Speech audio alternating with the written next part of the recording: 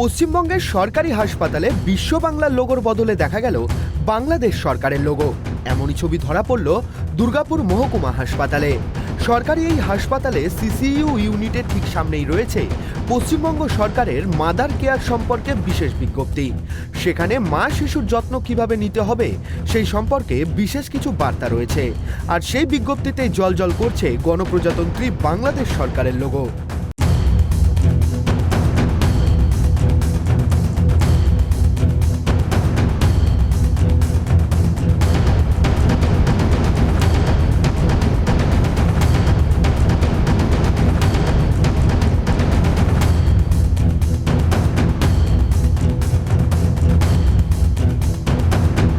রাজ্য সরকারের বিশ্ব বাংলার লোগোর বদলে একেবারে বাংলাদেশ সরকারের লোগো লাগানো বিজ্ঞাপন, যা দেখে অবাক রোগীর আত্মীয়রা।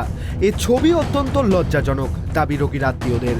এখানে যে লোগোটা রয়েছে, আমাদের ধরুন আমরা পশ্চিমবঙ্গ রাজ্যে বাস করছি, ভারতবর্ষ আমাদের দেশ। তো এখানে যেটা লেখা রয়েছে সেখানে হচ্ছে গণপ্রজাতান্ত্রিক বাংলাদেশ সরকার।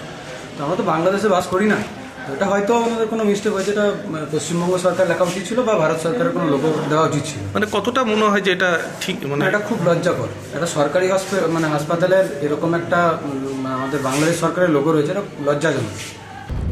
এটা কোনো বহিরাগতের কাজ হতে পারে বলে দাবি করেছেন হাসপাতালের সুপার ডক্টর ধীমান মণ্ডল। সিসিটিভি ফুটেজ খতিয়ে দেখে বিভাগীয় তদন্তেরও আশ্বাস দিয়েছেন তিনি। শুনলাম এরকম একটা পোস্টার টাঙানো নাকি হয়েছিল, তারপর আমি আমার ইউনিটে খবর নিলাম, সেখানে এখন আর নেই, সেটা খুলে দিয়ে চলে গেছে।